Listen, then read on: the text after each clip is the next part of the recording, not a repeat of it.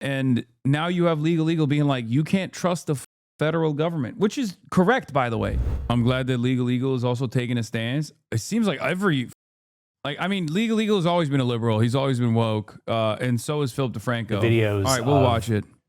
What is basically the execution of Alex Pretti. I've seen it from more angles and more times than I care to repeat. I'm not going to give an in-depth frame-by-frame analysis. You don't need a lawyer to tell you what you can see with your own eyes, which is that it was an inexcusable state-sanctioned murder. There is no excuse.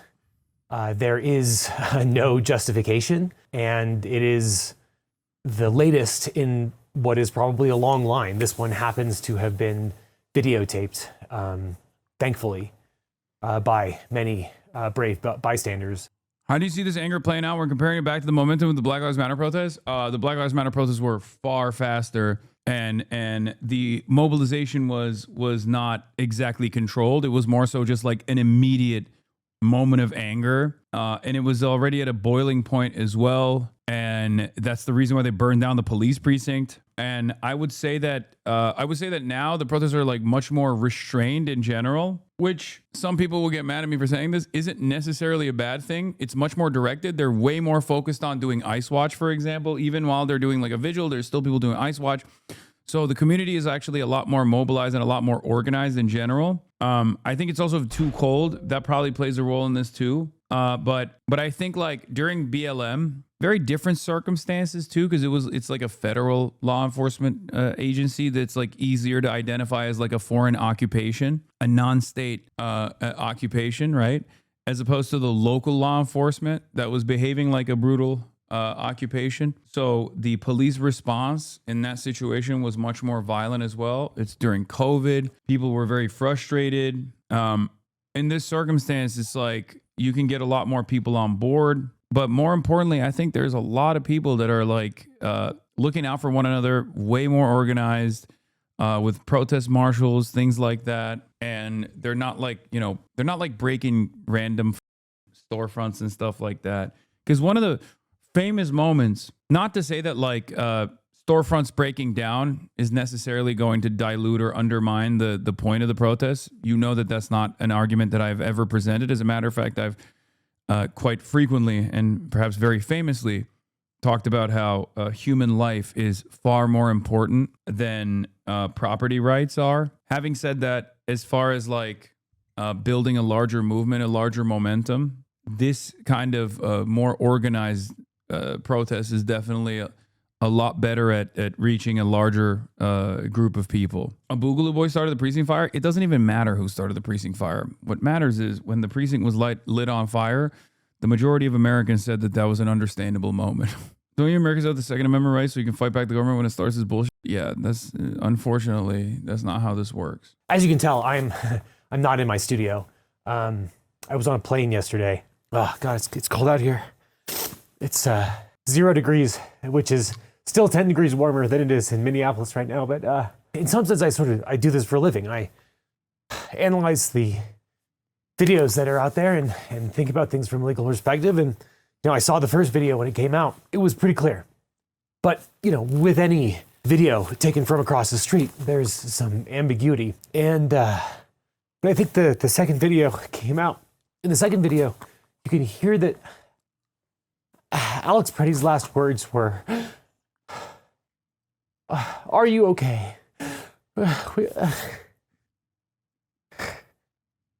Which he said to the woman that was next to him, who had been pushed down by the ICE or CBP officer who was acting unhinged, where Alex Pretti just has his phone out and his left arm is free. I think those were his last words, and I think those were his last acts, was trying to help the woman that was pushed down by the man in the green sweatshirt, who I think eventually was the first agent who shot him. This is not good optics. Shut the fuck up. Shut the fuck up, bro. Let a person be emotional, dude. What the fuck's wrong with you? Jesus Christ. Some of y'all are crazy, man. Like, what do you want? Like a sociopathic delivery every time? Jesus Christ. And like I said, You're not even right, for the record. You're wrong. It's like, I mean, I think it's silly to do an analysis on the optics of this. Like, no, he's being vulnerable. That's not necessarily a bad thing. not going to go frame by frame, but to my eyes, you know, the last thing that Alex Pretti did was to help others. And look, my legal analysis doesn't change when the victim is, you know, a bank robber or a saint. Everyone deserves the same rights. And it doesn't justify or justify less the actions of what happened, but it does heighten the loss of what happened and the people whose rights are being taken away and their lives are being taken away. So look, I'm going to try and gather some thoughts, which I'm only going to do because I think a lot of people are, you know, thinking the same thing, whether you're a lawyer or a layperson. I think we're all absolutely enraged, not only by, you know, the loss of Alex Pretti, but Renee Good and everyone else who has been, you know, pushed aside and has been caught in this web of what is clearly illegal action from our federal government. Like I said, it doesn't change the legal analysis, but it does say something that Alex Pretti and Renee Good before him seem to be the best of us. And there's a reason why they were gunned down. It's because they put themselves out there. And by God, that's commendable. And we need to continue to stand up because they did too. And look, you don't need to be a lawyer to know that their shootings were not justified. But I think we need to take a step back too to recognize that, you know, ICE and CBP shouldn't have been there in the first place. They have no right and no duty to do crowd control, to be on the front lines using weapons against protesters. These people should not be armed. We've sort of grown inured to it, but they are not enforcing criminal law. Even when they are enforcing immigration laws, which they are not right now, it is state-sponsored protest control of people exercising their First Amendment rights. At best, they are enforcing regulatory and civil laws. And there's no reason they should have firearms in the first place. Yep. As I like to say, paperwork violations. That's what their job is. They are not engaging in criminal law enforcement duties, okay? They don't investigate crimes like that. Like, at most, the things that they investigate in the criminal side of things would be like human trafficking, and even then, I assume most of that is still delegated to the FBI. I don't even think should have less lethals like pepper balls, and they shouldn't be using tear gas and pepper spray and bear spray on protesters. That's insane.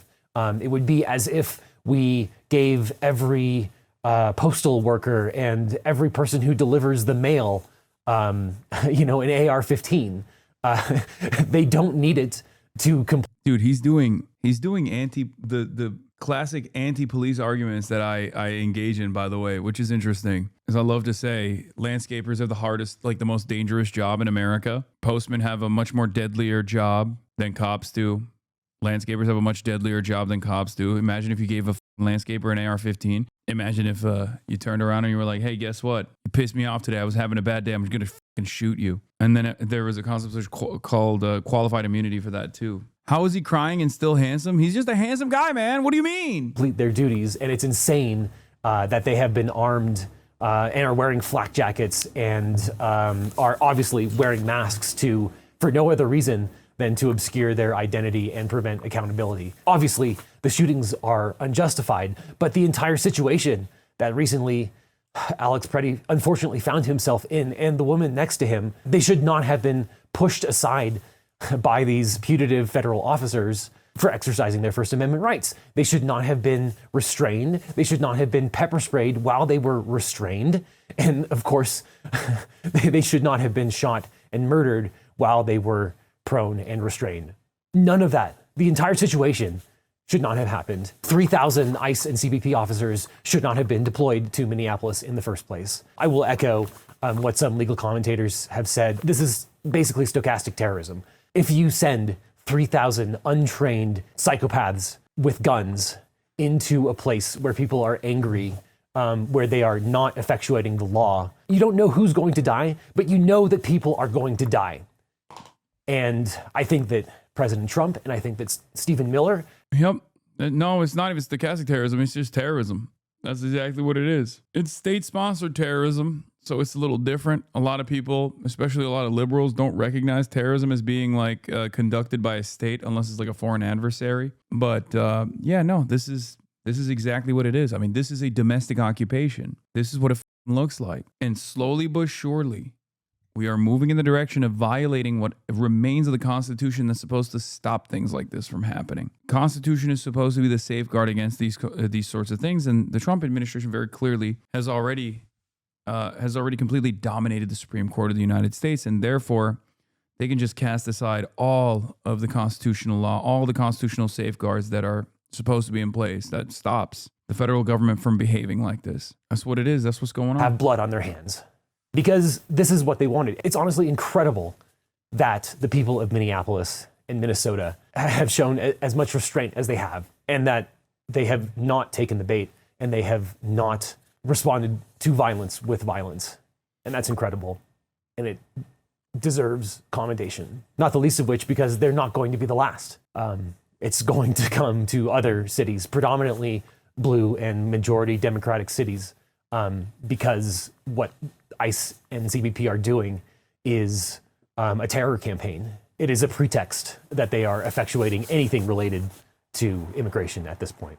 And also, I will point out that there are a lot of people doing a lot of good. There are a lot of lawyers working overtime. Right after this happened, lawyers who had already received a temporary restraining order saying that ICE could not employ unconstitutional methods to restrain and punish all of the protesters, filed a emergency motion with the Court of Appeals to lift an administrative stay that was put in place, which is a thing that often happens. And it's insane that they would need a TRO in the first place to restrain these people en masse from conducting unconstitutional raids and unconstitutional methods. But the declarations from people who were on the scene and saw Alex Pretti shot with their own eyes, it's crazy that lawyers would respond within a few hours and get that in front of a judge. It's also...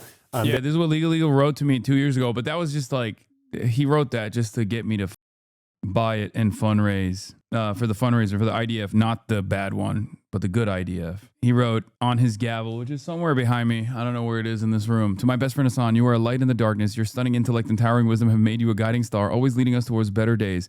Your presence is a sanctuary of comfort and joy. Thank you for being the incredible human that you are and shining so brightly in my world. This is something LegalEagle wrote about Hasan in an auction for charity 2 years ago, but it was a joke. I don't think he actually believes all that. There was some parallel litigation from the Minnesota Bureau in charge of the investigation that was stymied by ICE, which is another thing for another day. Within a few hours, they had a motion in front of a judge seeking a temporary restraining order to prevent ICE from destroying evidence because they already mucked up the crime scene. The declarations and affidavits from people in support of that are also incredible. And another incredible thing that is within 2 hours, a Trump-appointed judge granted the TRO. And, these are not perfect mechanisms. It's something that in the past has helped to prevent ICE from destroying evidence, which I think they did in the case of Jonathan Ross when they took all of the stuff out of his house and put it God knows where. It probably goes without saying, but it's unfortunate and it's crazy that we cannot trust federal officers in the first place. But we can't trust federal officers. We can't trust federal agencies. The entire confidence collapsing within these previously very important institutions. Like, because as much as a rugged lefty as I am, You know, I still understand why you're supposed to trust these institutions. And that's one of my major arguments, one of my major criticisms for the way that these guys betray the confidence in the public.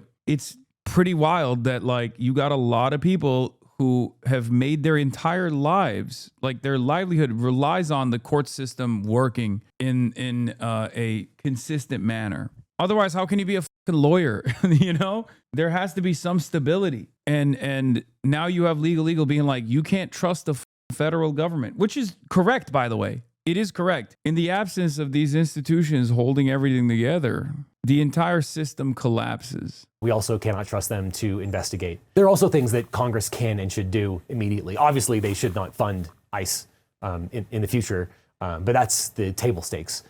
We need to have serious curtailment of the immunity that exists. Federal officers do not have absolute immunity, but they do have strong immunity, and it is incredibly difficult to sue the federal government when you have had your constitutional rights deprived. Obviously, there's qualified immunity on a state level when state actors do that. It would be unbelievably easy for Congress to amend the current laws to provide a right of action for people to be able to sue, to remove qualified immunity unnecessarily, and to prevent all of this stuff in the future, because the current framework for immunity for people who commit heinous crimes like these, I think it's untenable and it's disgusting. And then, of course, the people who are responsible for this at the very top need to be impeached. This is an impeachable offense. Like I said, I truly believe that this is, or some version of this is exactly what Donald Trump and Stephen Miller wanted. And in some sense, they have gotten what they wanted. And now it's time for them to be removed from office because they are absolutely unfit from top to bottom. It needs to be removed root and stem. And if you thought it couldn't get any more craven than it is, within hours of Alex Pretti's shooting, Pam Bondi sent a letter to Governor Tim Walz saying that if they would turn over voter information, then they would withdraw ICE from Minneapolis. So if you want a confession that this was never about immigration and that on some level this is about winning the next election, and that if you thought that these people couldn't get any more craven, they can, and they will, and they did. I'm flabbergasted from everything that's happened. The thing that... Trump just told the Wall Street Journal he doesn't know if he supports the officer who shot Alex Pretti. Talked to Trump about Minneapolis today, where he says at some point we will leave, and said he didn't know if he supported an ICE officer who shot Alex Pretti. Dude. Ooh, this is progress, okay? This is progress, and it would not have fucking happened if it wasn't for so much pushback. And it's not ending here. The next time they try to do this, they're gonna have to fold faster, because now that Minneapolis is a testing ground for administrative overreach, for federal overreach, and a failure, now there will be even more pushback. There will be faster mobilization. This is why I was saying, like, the general strike that was put together in Minneapolis was so important. You were really hoping for a miracle from Trump just because he said that? No, I'm delusional if we think Trump isn't going to flop right back over. Brother, he was talking about deploying the military like a week ago. He was talking about deploying the military and invoking the Insurrection Act a week ago. Not really progress. They're just figuring out what the line is. No, the line, listen, there is an endless amount, guys, there's an unlimited amount of pain that this administration is willing to dish out. If he's even backpedaling a little bit, that means that it's getting to a point where it's no longer tenable. This is a war of attrition, as is every war, really. And he has atrophied far too much popular support at this point. So much so that he's recognizing it, which is why he's like potentially pulling out. Now, if they go to Maryland next, and then Maryland mobilize in a similar fashion, if they go to Philadelphia next, and Philadelphia mobilize in a similar fashion with an even stronger showing, if they go to Maine, and Maine mobilize in a similar fashion with community organizing, community response, rapid response groups all around, and potentially a more emboldened, more galvanized labor movement on top of that, that sees the success of being able to purge ICE agents from their own boundaries by demonstrating, I think wherever he goes next, there will be even more pushback. And wherever he goes next, there will be more organized pushback. These things build up. As horrible as what is happening, it's important to know that the strong majority of Americans are opposed to Trump's immigration crackdown. It is in fact splintering his coalition. I mean, what are we talking about, dude? What did I tell you? What did I tell you about Trump's immigration policies, dude? It dipped. It went underwater after Kilmar Abrego Garcia. I was there. And even before it happened, I told you it's going to happen. And I gave so much praise to Chris Van Hollen for putting his body on the line directly. And I called it. And look, it went underwater. It briefly clawed itself back up to +4, and it has not recovered since. Why do you have delusional takes about Trump suddenly becoming good? It's delusional, to be honest. You can't trust what he says. Look at foreign policy. No, there's a lot more public pressure when it comes to domestic affairs because Donald Trump knows at the end of the day that he can't foment rebellion like this. Brother, what's the purpose here? You think they're going to be able to fucking militarily hold the country? Is that what you think? They don't even have any popular support. They have no real organic movement. Who the f is going to go out there and die for a bunch of pedophilic billionaires, dude? Are you crazy? It's a dying movement. It's not about Trump becoming good. It's about Trump behaving like Trump. Like, for all of its faults and failures, there are certain lines that Trump doesn't try to cross to the best of his ability. After all, look at Venezuela. He bombed Venezuela. He kidnapped the fucking president. And then he did not put Machado in charge. He didn't invade militarily. He didn't put boots on the ground and do a permanent military occupation. Now, that might come later down the line. But so far, he's playing ball with Delcy Rodriguez because he understands that there needs to be some semblance of stability. Other war hawks might have actually gone further than that. Instead of bullying the existing administration, they probably would have gone further. If you think that regular neocons would not have done a full permanent military deployment into Venezuela, I think you're wrong. That, to me, means that there are certain aspects of Trump and the way that he operates where he demonstrates restraint. Even though he is very unrestrained and even though he's very belligerent, there is a method to the madness. You might not agree with it, and I certainly do not, but there are certain things that he doesn't push too far. This is one of those instances where, like, he will keep trying to ham up as much. He will keep trying to dominate, bully blue states to the best of his ability, blue cities to the best of his ability. And I do think that there's a decentralized nature to the federal government. I will say that. I think a lot of this stuff is Stephen Miller's doing. That's why you see something very different from Trump at times versus like the DHS and everybody else. I think a lot of this stuff, the immigration stuff, is Steve Miller. I'll give you one example that I know for a fact. Donald Trump never signed off on the Korean workers getting deported in the Hyundai facility. That was Stephen Miller's doing. And not only did he do that, he actually f***ed over Trump's like signature trade achievement. So there are areas where he's just like kind of offloaded the responsibility over to Stephen Miller, and Stephen Miller just goes extra hard, and then Trump has to come in and pull the reins in. Because Steve Miller doesn't give a f about public approval. He wants to do full-blown autocracy. He wants to do a full-blown fascist, military command government. I don't think Donald Trump's, at least at this point, Donald Trump's heart is in that. That is to say, there's no evidence that would be successful anyway. Trump can't backtrack after dedicating so much money to this. It will make him look dumb to his base. Brother, what are you talking about? The only reason why he's backtracking is because even his base is going, dude, come on. Yeah, he doesn't back away until his base says enough, or until it's the same with like the Epstein stuff.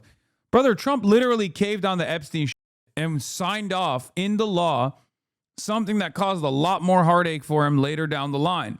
And he's still suffering from that backtrack. Why did he do that? Because his base said you have to do this. And the same thing is happening right now. You can't do a state-sponsored execution in broad daylight of a fucking law-abiding Second Amendment VA nurse who was protecting a woman from these power-tripping psychopathic manlet neo-Nazis wearing Gestapo uniforms. That's like, it's ridiculous. They did, though. No, even the online dipshits like Asmongold are trying to present like a wishy-washy, middle-of-the-ground approach here. I was going to get to that, but I forgot to get to it earlier. So he only retreats when his base says so? I mean, there's certain things that he doesn't give a shit about his base on, like Israel. Yeah, even the European MAGA hogs in the Asmongold coalition, Asmonfold coalition, is pulling out with the Greenland stuff.